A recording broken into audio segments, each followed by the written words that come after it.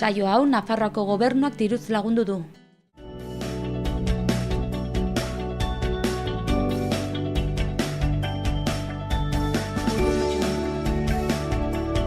Arratsaldeon guztioi eta ongitorriak egunez egun Iruñerriko hotsak eta zaratak saiora. Urriak 19 dugu gaurkoa asteazkena eta egunero bezala has gaitezen efemerideekin.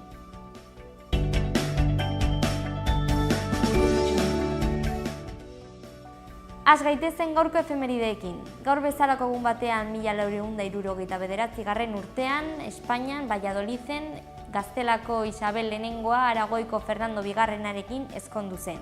Honela, bi erreinuak batu egin ziren Gaztelakoa eta Aragoikoa eta Penintsulako beste erreinuen konkistara ekin zioten. Haien artean Nafarroakoa 1512 urtean. Era berean, 1878 urtean, Espainian peseta txanpon erabiltzen hasi zen. 2002 urtera arte iraun zuen, orduan euro txanpona ordezkatu izan baitzuen.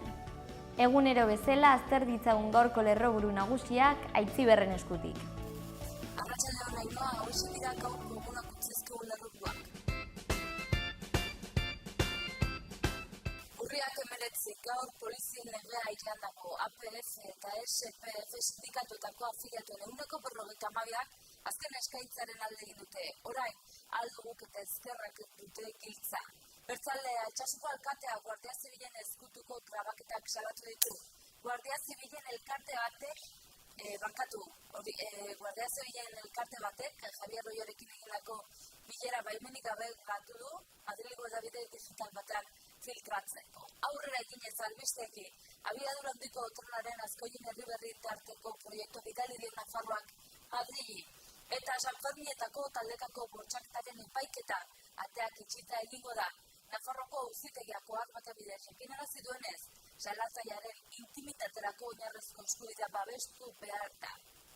Eta indarkeria matxista kasuekin jarraituko dugu aurrera, 5 gizonezko atxilotu dituzte Nafarroan indarkeria matxista egotzetan. Iruñako udalak bertzalde diru laguntzak ezarriko ditu, Sarraigurenko errepideko 80 etxebizitzetan birgaitze lana bateratua egiteko. Eta ez behar baten berri eman bat dizuegu, langile baten larri zauritu da lan istripu batean Iruñan. Eta albistekin bukatzeko diasporan bizi diren 2000 gazte Nafarrekin lotura ezarri nahi du gobernuak, truke sareak sortzea da foru gobernuaren askoa.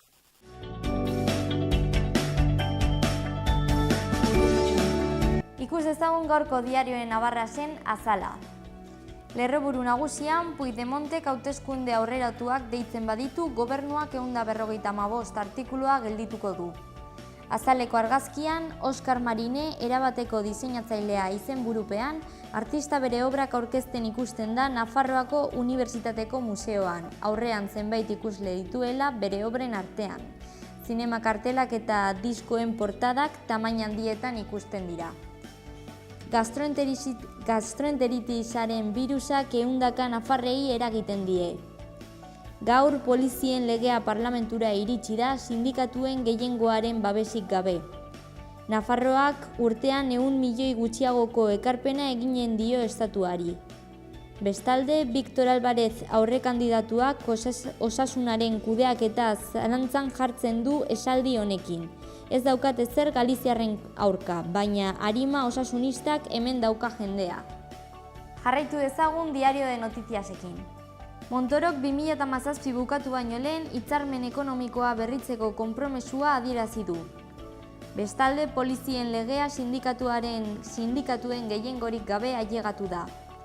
Nafarroak krisi ekonomikoa dela eta emigratu zuten gazteak berreskuratu nahi du. Rajoyek elekzioak eskatzen dizkio Puigdemonti 155 martxan ez jartzeko. Guardia Zibil batzuk Altsasuko alkatearekin izandako bilera baimenik gabe grabatu eta filtratu egin dute. Peraladek bodegaz txibite eskuratu du eta 60 milioiko fakturazioa duen talde bat sortu du. Jarrai dezagun Gara egunkariarekin. 155aren hurbiltasunak errepublika aldarrikatzea gerturatzen du ere. Otsaila, hori da epea Gasteizen bere estatus berriaren oinarriak adosteko. Azaleko argazkian, Iparagirre berandu baino lehen etxera eskatzeko deia egiten da. Donostiako zinemaldian proiektatutako eta saritutako Los Perros dokumentalaren zuzendariari elkarrizketa egiten zaio Bekaldean. Eta ondoan beste berri bat, 2016ko Sanferminetan emandako taldekako bortxaketa ate itxietan epaituko da. Berria egunkariko azalean, argazki nagusian Ibon Iparagirre heriotzaren atarian. Beherago azalaren erdialdean, Rajoyk 155 aktibatuz gero, independentzia aldar deklarazioa egiteko presta Puigdemont. Ondoko zutabean, foruzainen batzarrek ez dute argitu gaur polizia legearen zer jasoko den. Beherago, ateak itxita egingo dute Sanferminetako sexu erasoren epaiketa. Nafarroako ekarpenaren akordioa aurten lortzea espero du Montorok. Aro berri bati ekiteko batzarra hasi du Txinako alderdi komunistak eta Argentinan ikertzen ari dira gorpu bat Santiago Maldonadorena ote den. Azkenik, Euskal Herria irratian hau diote. Lerroburu nagusia, polizien legeak ez du aurrera egiterik izan. Beherago, Jordi Sánchez eta Jordi Cuixarten espetxeratzearen kontra azaldu da Nafarroako parlamentua.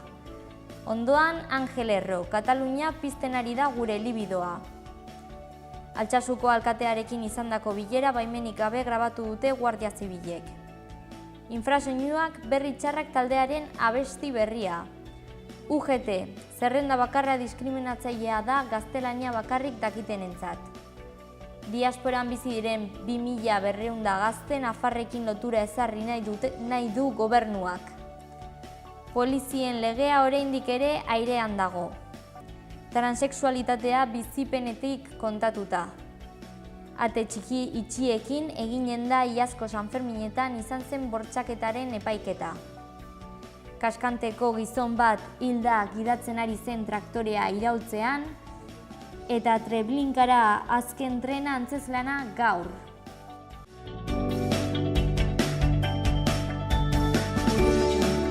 Guazen gaurko eta aste honetako agenda ikustera.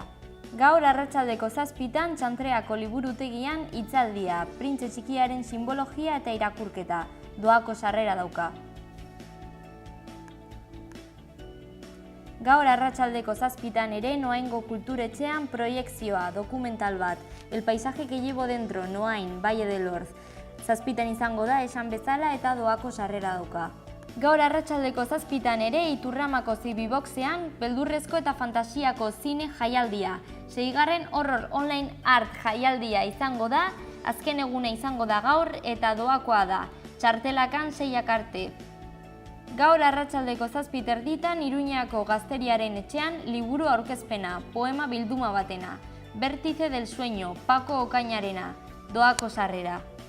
Gaur ere arratsaldeko 8:00 Iruñeako planetarioan proiekzioa eta sari banaketa, 38. Mendiaren astea jaialdiaren barne. Jaialdiaren azken eguna da gaur eta gaur proiektatuko da Everest, un reto sobrehumano, sarrera 5 euro, han inskribatu beharra da aurretik.